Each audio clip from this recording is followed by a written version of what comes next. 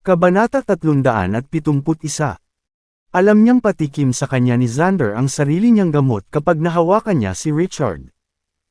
Isang mata sa mata, at tama ka, hindi ako maglalakas loob na patayin ka dito, ngunit palagi kitang lumpo para hindi ka na masaktan ng kahit na sinong babae.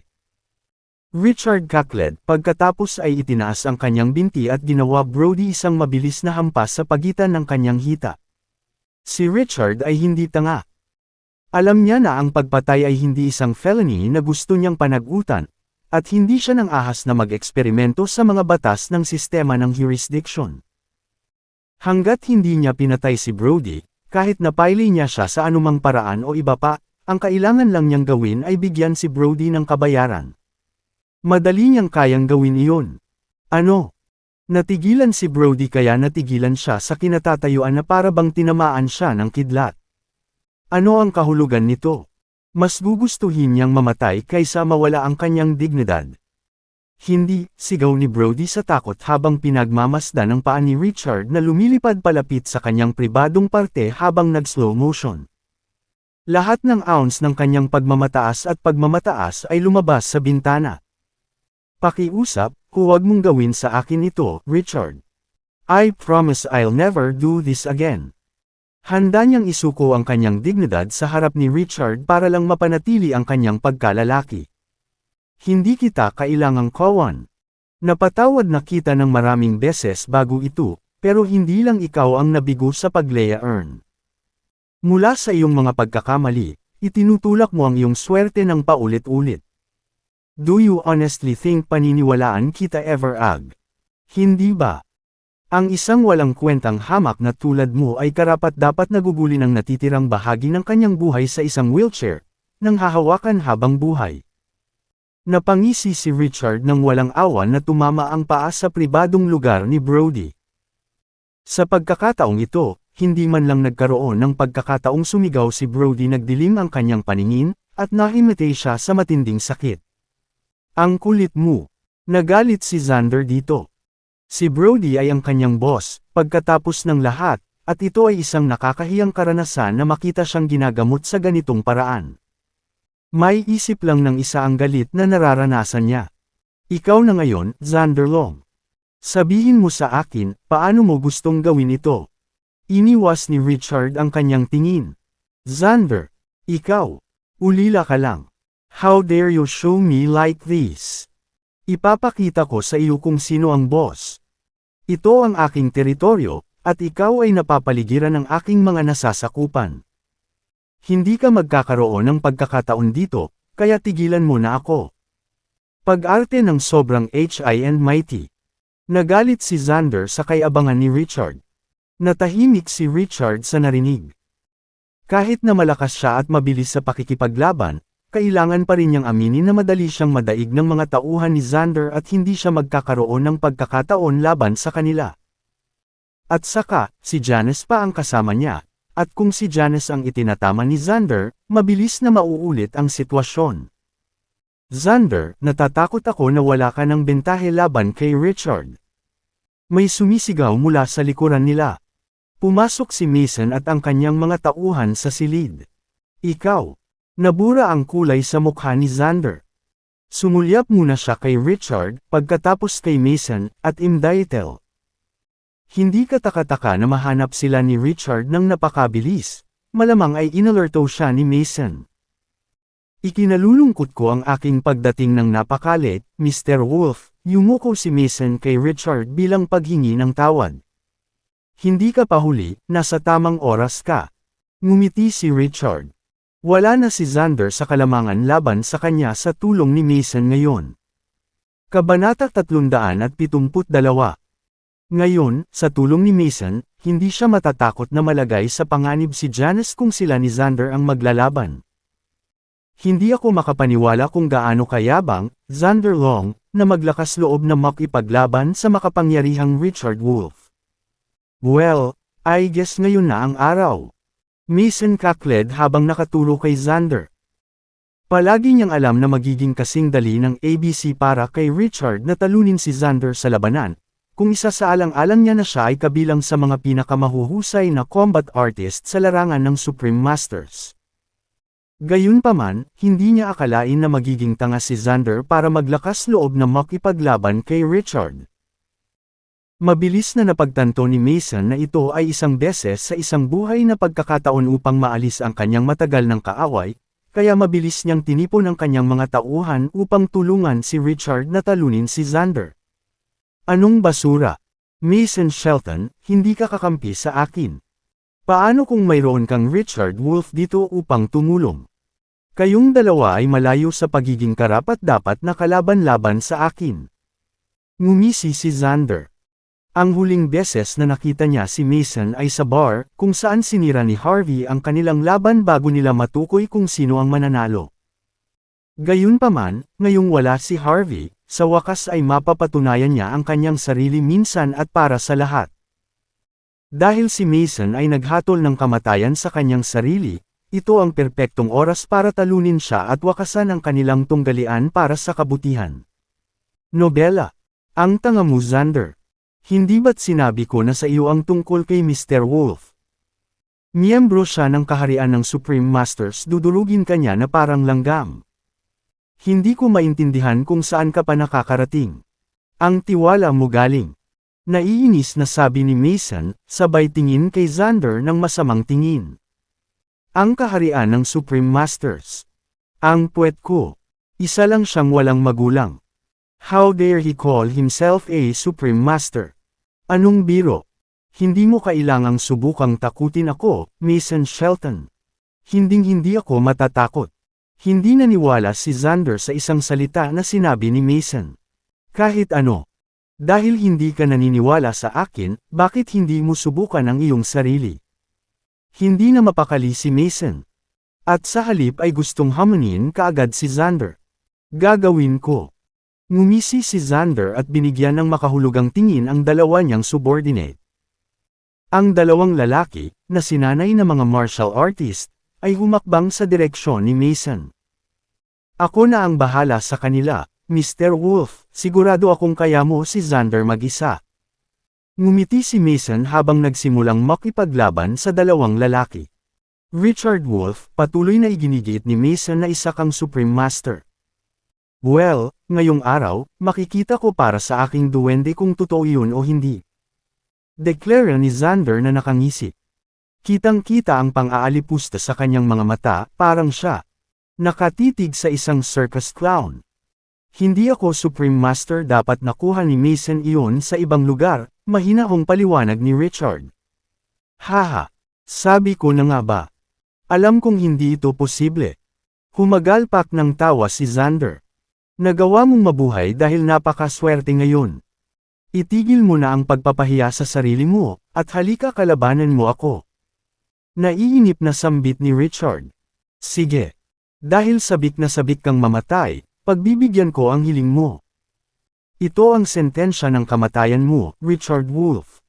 Dahil doon, tumakbo si Xander sa direksyon ni Richard, itinaas ang kanyang kamao. Sa sandaling ito, si Brody, na kinaladkad sa tabi habang siya ay walang malay ng isa sa mga tauhan ni Xander, ay matagumpay na nabuhay muli. Kabanata 373. Ang unang bagay na naramdaman niyang pagkaraang dumating ay ang matinding sakit na bumabalot sa kanyang ibabang bahagi ng katawan, at naalala ko kaagad ang nakakahiya niyang pagtatagpo kay Richard. Mr. Long, tulungan mo akong maghayganti sa kahabag-habag na Richard Wolf na iyon. Gusto kong makita siyang bumagsak. Brody Eserick sa tuktok ng kanyang mga baga, inilantad ang kanyang mga ngipin sa matinding galit. Alam niyang hindi siya nagpadalos-dalos kay Xander dahil nasa kamay pa rin siya ni Richard, at ligtas na siya at wala na sa panganib, sigurado si Brody na madaling talunin ni Xander si Richard. Kapag nangyari iyon, balatan niya ng buhay si Richard at gagawing tinadtad na karne, kahit na nanganganib na mahatulan ng pagpatay, upang matupad ang kanyang paghihiganti. Master Long, nag-uugat kami para sa iyo. Oo, patayin mo siya. Malakas na nag-cheer sa kanya ang mga subordinate ni Xander na halos masira ang bubong ng mga iyak nila. Alam nila ang kakayahan ni Xander sa pakikipaglaban ay hindi dapat maliitin, dahil isa siya sa mga pinaka-experience na martial artist na lumakad ng ganito kahalaga, at walang sinumang tulad ni Richard ang makakalaban sa kanya. Masasabi ko rin para sa iyo. Richard scoffed and swing his fists back in anticipation to meet Xander's attack. Aba, hindi ka naman totoong martial artist. Anong joker? Napahagalpak ng tawa si Xander na sumilay sa kanyang mga mata ang isang kislap ng makuto. Wala man lang siyang maramdamang totoong enerhiya na dumadaloy sa katawan ni Richard, at lalo itong nakaramdam ng pang-aalipusta sa kanyang kalaban. Sa kabila nito, gayunpaman, hindi siya nagpakita ng kahit isang onsa ng awa sa kanyang mga hangarin, at desidido pa rin siya para tapusin si Richard sa isang suntok. Nobela. Si Brody at ang iba pang mga lalaki ay matamang nanunood sa laban na naglalaro sa harapan nila. Lahat sila ay sumang-ayon na isang kalokohan kay Richard ang humakbang laban kay Xander, at malamang na maagaw ni Xander ang kanyang braso sa kalahati. Kumalabog. Nagsalubong ang mga kamao ni Richard at Xander ng malakas. Gayunpaman, sa pagtataka ng lahat, hindi nasaktan ang braso ni Richard, at sa halip, lumipad pa atros ang buong katawan ni Xander na parang tinamaan ng hangin. Matigas na bumagsak ang katawan ni Xander sa lupa at tumalsik ang isang subo ng dugo dahil sa impact. Ang kanyang braso ay nakalapag sa kanyang tagiliran sa isang liko-liko na anggulo, at malinaw na ang kanyang braso ay nabali dahil sa lakas ni Richard. Suntok. Paano? Paano ito mangyayari? Nagulat si Xander dito. Maging si Brody at ang iba ay hindi makapaniwala sa kanilang mga mata. Walang sinuman sa kanila ang nag-isip na sa halip na si Richard, ang hinahangaang master na si Xander Long ang magiging kaunang partido. Ito ay isang napakalupit na paghahayag. Kung hindi nila nasaksihan iyon para sa kanilang sarili, malamang na hindi sila maniniwala na maaaring mangyari ito. Paano ito, hindi nakaimik si Xander? Nang makilala niya si Richard sa labanan, wala siyang maramdaman kahit isang onsa ng totoong enerhiya mula kay Richard, na sa akin. Ito ay hindi ka panipaniwala. You dumbass, hindi ba sinubukan kitang bigyan ng babala na huwag mong gawin iyon? Sinabi ko sa iyo na si Mr. Wolf ay isang Supreme Master at maaari kang durugan kahit na mabaliw sa kanyang mga hakbang. Sa halip, ipinagpatuloy niya ang pakikipaglaban sa dalawang lalaki na parabang namamasyal siya sa parke. Kabanata 374. Ang dalawang lalaking ito ay hindi pa nakakatapos ng kanilang buong pagsasanay sa martial arts, at sa makatuwid ay hindi talaga mapapantayan si Mason. Hindi lang iyon pero ngayon nasaksihan na nila si Xander na napakadaling natalo ni Richard, mas lalo silang nawalan ng malay. Nang mapansin ito, mabilis na pinatindi ni Mason ang kanyang mga taktika at sinilip ang mga ito habang sila ay hindi nakakagambala. Sa kaguluhan, sinuntok ang isa habang nag-backflip at sabay sipa sa isa. Ang dalawang martial artist ay bumagsak sa lupa sa pagkatalo. Totoo ba yan? Isa ba siya sa mga Supreme Masters? Nakanganga si Xander. Bago ito, nagdududa siya sa mga sinasabi ni Mason dahil itinuring niyang napakabata pa ni Richard para maging miyembro ng realm ng Supreme Masters, ngunit ngayon, hindi niya maisip kung totoo ito. Ang katotohanang madali siyang natalo ni Richard, isang karanasan at bihasang martial artist, ay patunay na ang pagsasanay ni Richard ay higit na nalampasan niya. Hindi ako makapaniwala sa pagiging knave mo, Xander Long. Maaari kang makipag-away sa sinuman, ngunit pinili mong gawin ito sa isang Supreme Master at sinubukan mo pang kunin ang kanyang kasintahan na si Miss Janice. Well, hindi nakakapagtaka kung haantong ka sa ganito ngayon.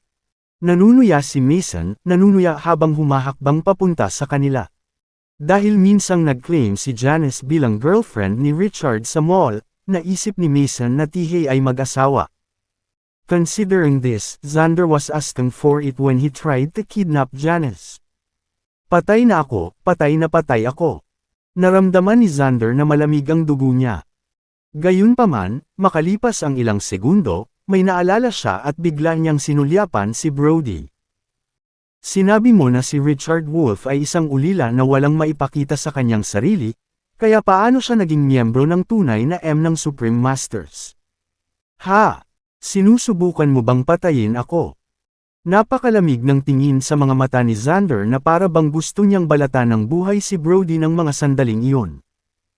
Ang magiging miyembro ng kaharian ng Supreme Masters ay isang pambihirang gawa, at kung alam niya ang tungkol sa IT. Kanina, hindi siya mangangako na tutulungan niya si Brody na maghiganti kay Richard. Ito, huli na, ay, nadurog ang puso ni Brody. Kahit na hindi siya martial artist kaya hindi niya alam ang laki ng titulong ito, masasabi pa rin niya sa reaksyon ni Xander na hindi dapat maliitin ang kapangyarihan ni Richard. Ang pinakamahalaga, gayunpaman, ay ilang minuto lang ang nakalipas, sinipa siya ni Richard sa kanyang pinakamamahal, pribadong lugar, at ngayon ay kumukulo na siya sa galit dahil dito. Noong una, umaasa siyang magagawa siya ni Xander na ipaghiganti siya, ngunit hindi niya naisip, kahit na sa kanyang pinakamaligaw na di. Sino ngayon ang tutulong sa kanya na makaganti? Bumaon sa kanyang puso ang kawalan ng pag-asa. Xander Long, kayo ni Brody ang may pukana sa tangkang pagkidnap kay Miss Janice. Ngayon, ano ang sinusubukan mong gawin?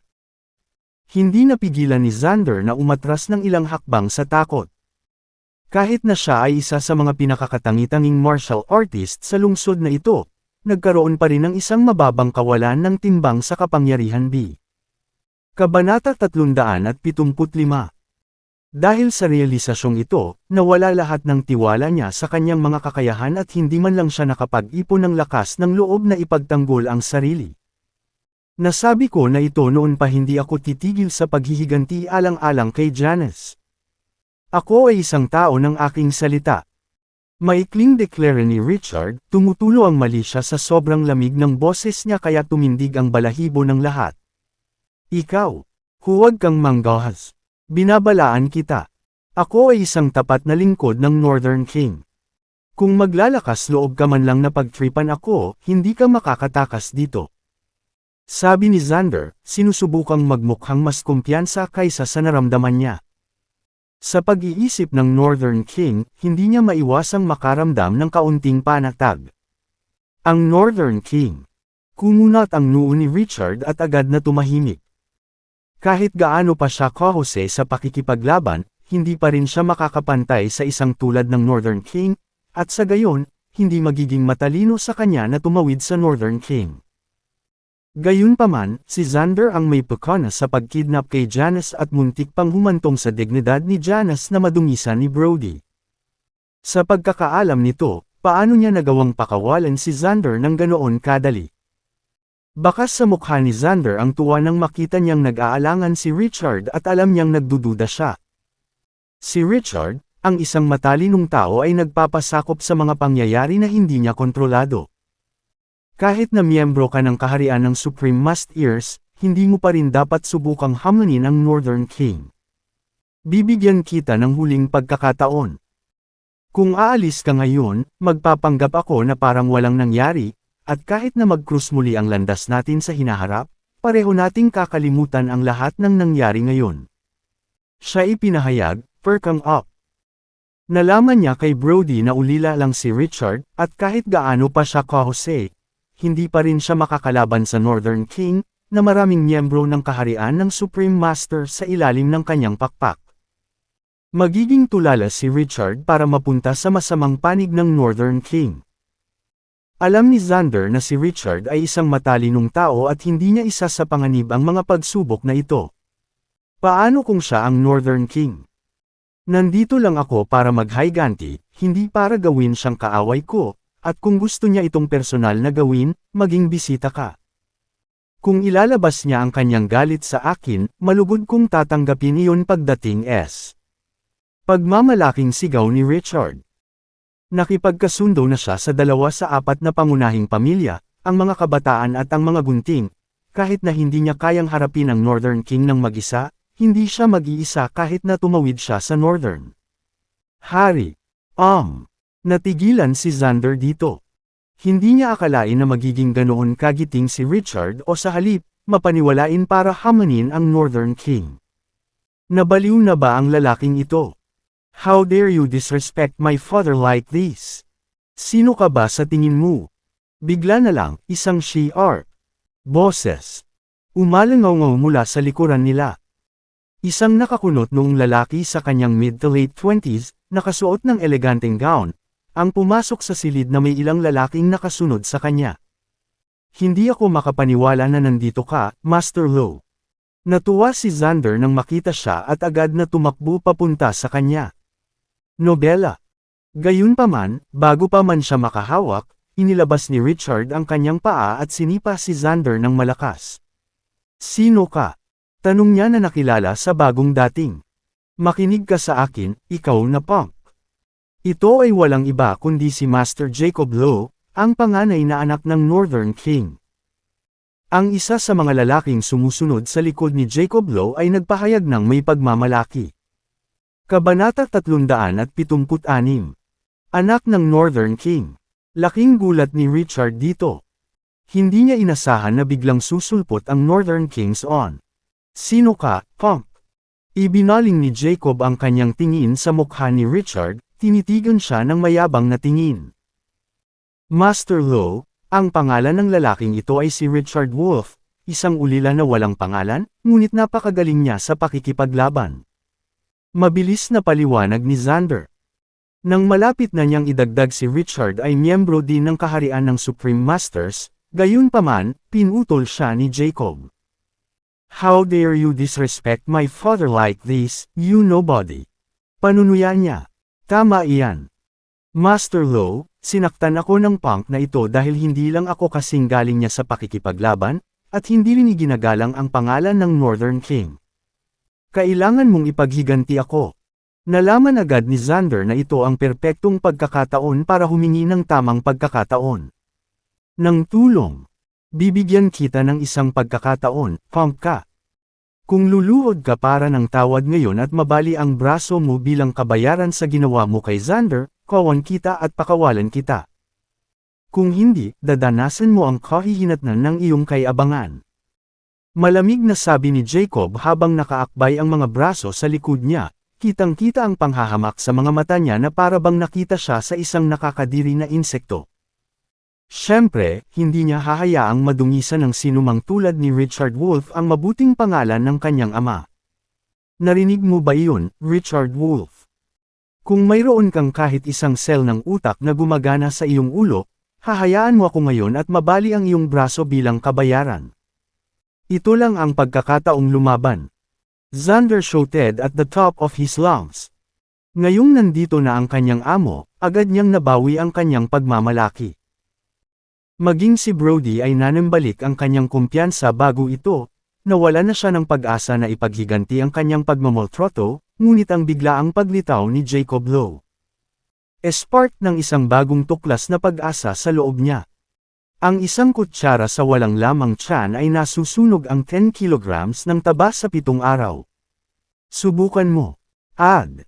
Matatalo ni Jacob si Richard na kasing dali ng paghampas ng langaw. Buti pa, umaasa siyang mapatay ni Jacob si Richard sa oras na iyon para hindi na sila mag-alala sa isang bagay sa hinaharap. Master Lo, tama ba? Ang paghiganti na ito ay ganap sa pagitan namin ni Xander Long, at sa gayon ay walang kinalaman sa Northern King. Hindi ko sinasadyang madungisan ang pangalan ng Northern King at gawin siyang kaaway ko. Taos puso akong umaasa na magagawa mong layuan ito, seryosong sagot ni Richard. Medyo hindi siya mapalagay sa agresibong ugali ni Jacob, ngunit higit sa lahat, ayaw niyang tumawid sa napakalakas ng Northern King. Nobela. Hindi lang iyon, ngunit ramdam niya ang kalmado ng enerhiya ni Jacob sa pagitan ng kanyang paghinga, na halos si Jacob ay isang taong kapantay niya, kung hindi man mas malakas. Bukod dito, lahat ng lalaking nakatayo sa likod ni Jacob ay mukhang malisyoso at mahusay sa pakikipaglaban, samantalang sa makatuwid, hindi isang katalinuhan na pukawin si Jacob. Sinusubukan mo bang sabihin sa akin kung ano ang gagawin? Sino ka sa tingin mo, punk? Isa ka lang walang magulang. Tama ni Master Lo. How dare you to speak to him that way, you nobody? Sabay tumikim sina Xander at Brody. Alam na alam ni Xander ang lawak ng kakayahan ni Jacob at ng kanyang mga tauhan, at malinaw na si Richard lang ang hindi. Kabanata 377. Walang kapantay si Richard para sa maalamat na si Jacob Lowe, madali itong talunin ni Richard gaya ng pumatay ng isang langgam. Ikaw, isang madilim na ekspresyon ang bumalatay sa mukha ni Richard habang nagbubuga ng galit. How dare you say that about Mr. Wolf? Napakayabang mo, Jacob Lowe, kaya mas mabuting manahimik ka na lang. May nagpahayag, kakling. Si Fane Poole, ang anak ng Southern King, ay pumasok sa silid kasama ang kanyang mga tropa.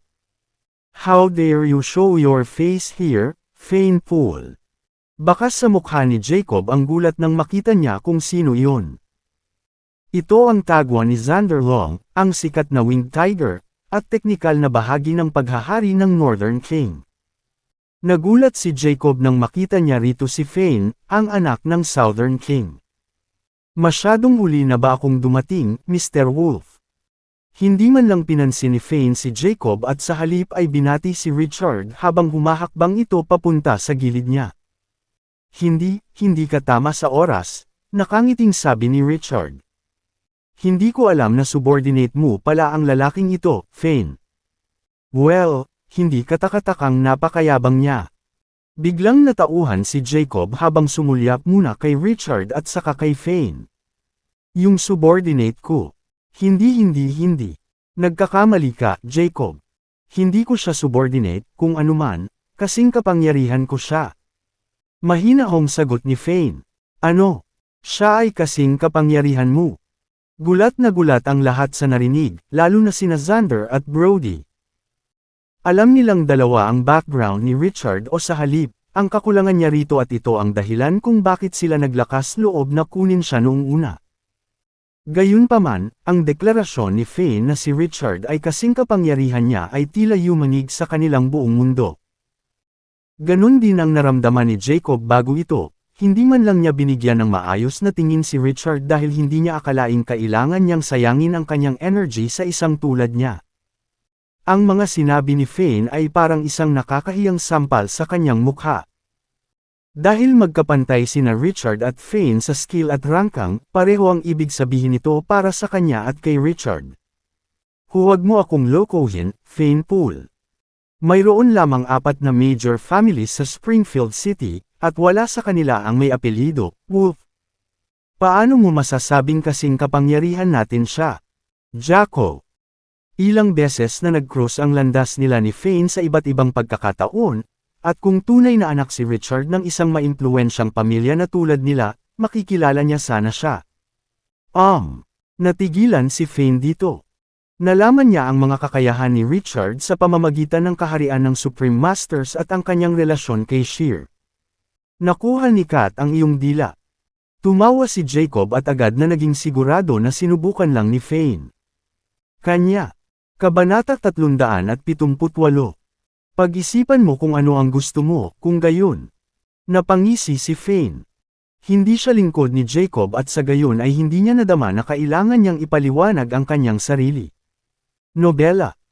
Bukod pa rito, ang Southern at Northern Kings ay palaging mahigpit na kaaway, at ang pagtanggi ni Jacob na maniwala sa mga kakayahan ni Richard ay magiging ganap na pabor sa kanila. Kahit ano, mananatili ka ba para sa walang sinumang ito, Fane Poole? Malamig na tanong ni Jacob na nakilala kay Fane. Siya ay tiyak na Richard ay hindi kahit sino espesyal sa lahat. Hindi lang yun pero mukhang naging close sina Richard at Fane. Dahil magkaaway sila ni Fane sa pamamagitan ng pagsasama, ang kaibigan ni Fane ay naging kaaway din niya. So what if I do? Kaibigan ko siya, kaya syempre, tutulungan ko siya. Confident na declare ni Fane.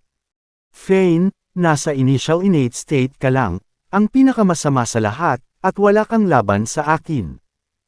Ano ang nagbibigay sa iyo ng lakas ng loob para simulan ang pakikipaglaban sa akin?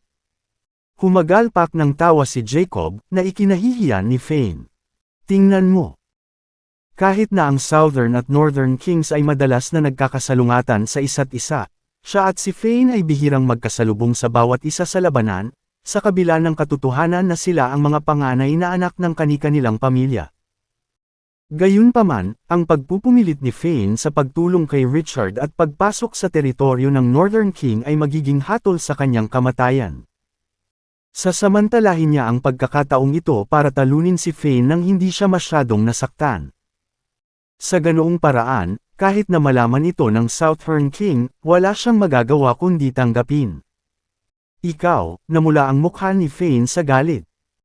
Siya ay palaging may kamalayan sa sarili tungkol sa kanyang mas mahirap na katayuan sa pakikipaglaban kumpara sa iba, at ang panunuya ni Jacob ay tumusok sa kanyang insecurities, na labis na ikinagalit niya. Gayunpaman, alam niyang sinabi ni Jacob ang totoo, kaya hindi niya ito mapabulaanan. Tama ka. Ito ang teritoryo ng Northern King, at si Fane lang ay hindi magkakaroon ng pagkakataon laban sa kanya, ngunit iniisip ko kung anong mga bagay ay magiging iba kung isasama mo kami sa halo. Umalangaw-ngaw ang tawanan sa buong silid habang sina Harvey at Cynthia, pati na rin ang kanilang mga masters ng labanan sa pamilyang Shear, ay pumasok sa silid. Harvey Shears. Nawala ang kulay sa mukha ni Jacob. Ang Northern King at ang Shears ay palaging nagsisikap na lumayo sa isa't isa hanggat kaya nila. Lumapit si Harvey sa gilid ni Richard at binati siya. Ayos ka lang ba, Richard? Walang pakialam na tanong ni Cynthia. Sinulyapan muna niya ang mukha ni Richard, saka binaril si Janice, W. Ayos lang ako. Umiling si Richard. Hindi niya maiwasang maramdaman na binigyan siya ni Cynthia ng kakaibang tingin, pero nandito ka rin ba para sa walang tao, Harvey Shears? Isang madilim na ekspresyon ang bumalatay sa mukha ni Jacob bilang masamang bayad. Tama iyan. Si Mr. Wolf ang ating tagapagligtas, at sino mang maglakas loob na tumawid sa kanya ay kaaway ng mga gunting. Magdadalawang isip ka, Jaco. Kabanata 379. Ano? Nagulat si Jacob sa narinig. Malinaw na sinabi sa kanya ni Xander na si Richard ay isa lamang walang magulang, at pinaniwalaan niya ito, ngunit ngayon, hindi alam. Kaibigan ni Richard si Fane Poole, ang anak ng hari sa Timog, ngunit mukhang malapit siya sa mga Shears. Dean. Paano nasabi ni Xander na walang kwenta ang lalaking ito? Ano ang iniisip niya? Binaril ni Jacob si Xander ng isang nakamamatay na tingin na para bang gusto niya itong balatan ng buhay. Nawala ang kulay sa mukha ni Xander, at nadurog ang puso niya sa realisasyon nito. Alam niya noon pa man malapit na si Richard sa mga Shears, ngunit ayon kay Brody, ito ay dahil nakilala niya si Benedict Shear bilang resulta ng Imperial Greens. Nagkakilala silang dalawa sa isang gawain sa negosyo na matagal nang natapos, at dahil dito, hindi niya kailanman pinagdudahan ang mga sinasabi ni Brody at sa halip ay naniniwala na hindi tutulungan ng mga Shear si Richard. Walang pasubali sa gayong maliit na bagay. Gayunpaman, ang katotohanan ay ang eksaktong kabaligtaran pinili ni Harvey na panindigan muli si Richard. Hindi lang iyon, ngunit mukhang matigas si Harvey handa siyang tumawid kay Jacob Lowe, anak ng Northern King, para lang protektahan si Richard, kaya malinaw sa kanila. Tumakbo ng malalim ang bond. Ako rin. Jacob Lowe, kaibigan ako ni Richard, at kung gusto mong makaganti sa kanya, kailangan mo muna akong puntahan ni Mr. Shear. Humakbang si Fane. Narinig niya mula kay Mason na malapit na si Richard sa Shears, at ito ay nakumpirma sa pamamagitan ng pagsaksi kung gaano kahanda si Harvey na nananatili para kay Richard. Ikaw, namutla ang mukha ni Jacob, pagkatapos ay pula. Hindi niya pinansin si Fane, ngunit hindi niya masabi ang parehong para kay Harvey. Si Harvey ay isa sa mga pinakatanyag na martial artist sa lungsod na ito. Ang antas ng kanyang kapangyarihan ay umabot sa peak innate state, na higit pa sa kanya. Kung hahaharapin niya si Harvey sa labanan, walang duda na matatalo siya. Hindi lang iyon, ngunit sina Harvey at Fane ay parehong nagmula sa mga pamilyang kasing kapangyarihan niya, at kahit na sila ay nasa teritoryo ng kanyang ama, alam niyang hindi siya magkakaroon ng pagkakataon laban sa kanilang dalawa. Ito ay hindi matalino sa lahat. Kahit anong mangyari, wala siyang kalaban-laban sa kanila. Pinagsama-samang kapangyarihan. Tatandaan ko ito. Markahan mo ang aking mga salita. Nagngangalit siya sa galit pero nagpasya pa rin siyang bumaba. Nobela. Ang pinakamahalagang bagay sa gangster world ay dignidad. Ang aminin ang pagkatalo at pagsuko sa kanyang teritoryo. Ay walang alinlangan na nakakahiya, at alam niya na siya ay magiging isang katatawanan kung ito ay aalis. Ano pa ba ang dapat niyang gawin? Niloloko ba ako ng mata ko? Hindi ako makapaniwala. Sina Fane Pohl at Harvey Shearer sa iisang bubong. Isang matangkad, gwapong lalaki sa kanyang late 20s, nakadamit ng marangyang damit, pumasok sa silid kasama ang kanyang Sue. Oh, ikaw pala, Anson. Agad naman siyang nakilala nina Harvey at Fane. Ito ay walang iba kundi si Anson Collins, ang anak ng isa pa sa 4 major families, ang Collins. Napakagandang sorpresa, Mr. Collins. Lumiwanag sa tuwa ang mukha ni Jacob habang papalapit sa kanya. Ano ang nangyayari dito, Mr. Lowe? Tanong ni Anson, binaril sina Harvey at Fane ng nagdududang tingin. Inimbitahan siya ni Jacob sa hideout ni Xander para sa isang business meeting, pero hindi niya inaasahan na makikita niya si Harvey at dito rin. Kabanata 380. Hindi lamang iyon, ngunit hindi niya maiwasang mapansin kung gaano kaigting ang buong kapaligiran, dahil malapit nang sumiklab ang laban. Medyo naguguluhan siya sa nangyari. Well, mabilis na binanggit ni Jacob sa kanya ang mga pangyayaring nangyari. Nagulat si Anson nang malaman ang lahat ng ito. Agad siyang napatingin sa direksyon ni Richard at nagtanong sa kanya, Mr. Lowe, sino itong Richard Wolf na sinasabi mo? Paano niya nagawang maging kaibigan sina Harvey Shearer at Fane Pohl? Napakagandang gawa. Hindi rin ako sigurado, pero balita ko ulila na siya. Sagot ni Jacob. Ulila. Natigilan si Anson dito. Gayunpaman, ang pagkaalam na si Richard ay nagmula sa wala at hindi anak ng isang makapangyarihang pamilya ay nagpabago sa kanyang isip tungkol sa lalaki. Hindi niya maiwasang hindi magalit kay Richard dahil dito. Sinusubukan ako ni na Mr. Collins, Harvey, at Fane na ay bully ako. You have to help me. Mabilis na dagdag ni Jacob. Huwag kang mag-alala, Mr. Lowe. Magkaibigan tayo, at hindi kita iiwan dito para sa kamatayan. Magandang sabi ni Anson likas ngunit hindi pumayag na tulungan siya. Sinusubukan mo bang tumawid sa Shears, Mr. Collins? Sabi ni Harvey, nakangising sabi. Siyempre hindi. Sa aking opinyon, Harvey, ito ay hindi isang malaking problema sa lahat. Bakit hindi ko subukang magalit sa conflict na ito para hindi maging tense ang mga pangyayari? Kaya mo bang gawin iyon para sa kapakanan ko? Nobela. Well, paano mo gagawin iyon?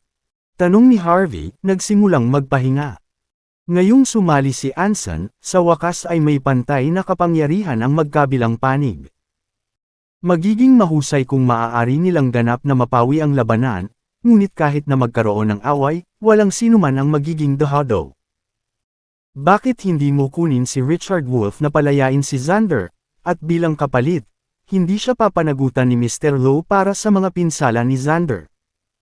Sa ganoong paraan, ang magkabilang panig ay makikinabang sa isang handog para sa kapayapaan. Nakangiting mungkahi ni Anson. Mukhang maganda yan. Nag-pipe up si Jacob. Hanggat handa si Richard na palayain si Xander, mapangalagaan ang kanyang dignidad. Ang mungkahi ni Anson ay makikinabang sa kanya. Kahit ilang minuto lang ang nakalipas ay hiniling niya na lumuhod si Richard para humingi ng awa at baliin ang braso niya bilang kabayaran, handa siyang pabayaan iyon bilang pabor sa alay ng kapayapaan. Sa parehong Harvey at Fane sa panig ni Richard, ito ay isang walang katuturang nagsasalita. Ano sa tingin mo, Harvey? Nilingon ni Anson si Harvey. Ang apat na pangunahing pamilya ay mas maimpluwensyahan kaysa kay Timog at Hilagang Hari, kaya naman tinanong ni Anson ang opinyon ni Harvey, sa pag-aakalang siya ay may pukana sa likod ng lahat ng ito. Basta sumang-ayon si Harvey, sigurado siyang papayag din sina Fane at Richard. Parehong lumingon sina Harvey at Fane para tumitig kay Richard. Nang makita niya ang kanilang mga reaksyon, bumakas ang init sa mukha ni Anson dahil sa kahihiyan. Siya went this thinking that Harvey was the boss, but it turned out, Ulila pala ang tumatawag. Ito ang ikinagulat niya. Hindi. Sina Xander at Brody ay parehong sangkot sa pagkidnap sa aking kaibigan, at hindi ko sila mapapatawad para dito. Ako W. Sinusubukan mo bang ipahiya ako? Nawala ang kulay sa mukha ni Anson. Walang kinalaman ito sa iyo. Ito ay isang tanong ng mga prinsipyo. Mahinahong sabi ni Richard. Well said, punk. Hindi pa ako nakatagpo ng sinumang naglalakas loob na akitin ako ng ganito, tiyak na ikaw ang una.